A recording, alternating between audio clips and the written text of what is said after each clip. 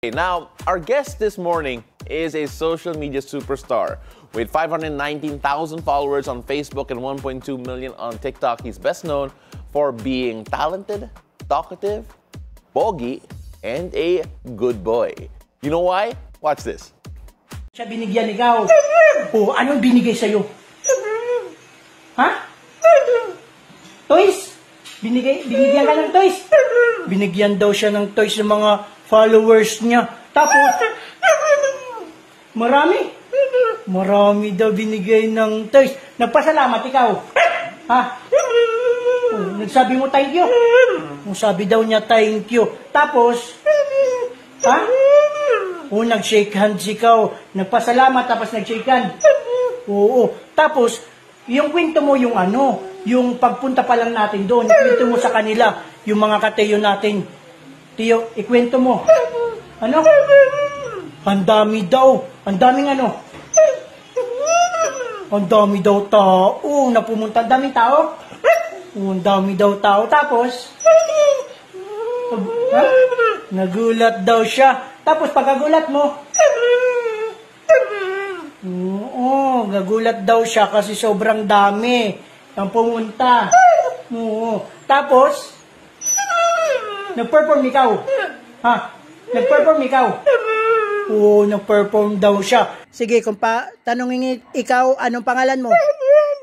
Ano? Anong pangalan? Teo daw. Ilang taon ka na? Ano? 3 years old. Okay. Lalaki o babae? Ha? Lalaki. Yung bagong talent ni Teo. Lights, camera, action. Teo magkra-cry with feelings. Cry.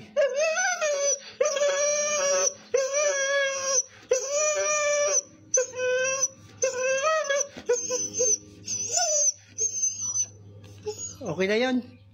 With feelings pa. Yung madarama nila. With feelings. Light, camera, action. Teo. Cry.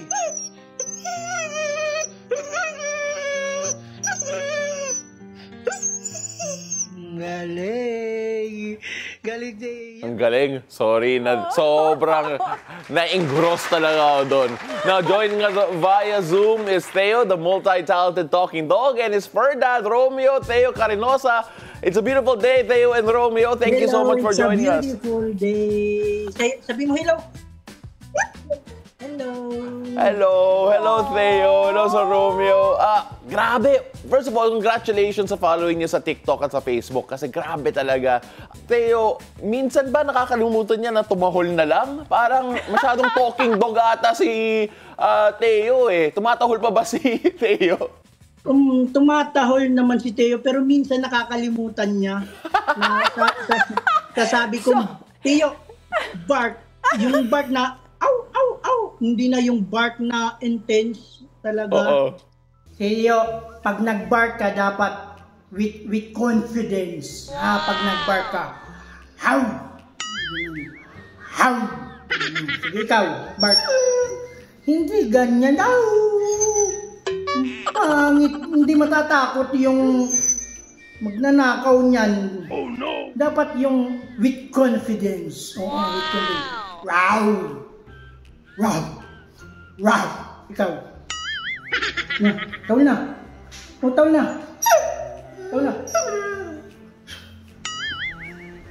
Yun yung tawag niyo.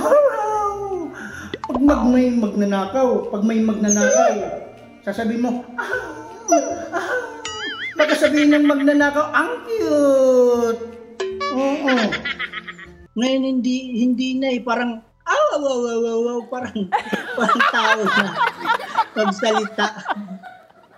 So, ibig sabihin, Sir Romeo, pag kunwari may tao dyan sa bahay nyo, imbes na tumahol siya, bigla siya mag-wail na gano'n, yung drama, scene.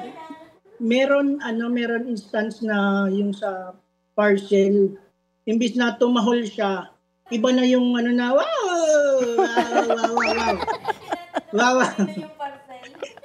Imbes na, iwan ko kung may inis ako na matatawa na, anong aso to? Kalimutan. Sobrang curious ako, Sir Romeo. Si Theo ba, nagulat ka ba na may iba siyang kausap or ikaw lang talaga yung kinakausap niya? Yung sa mama niya. Akala ko kasi na ako lang susunod siya sa akin, makikipag-usap siya sa akin. Nung umalis ako, tapos sila na lang dalawa ng mama niya.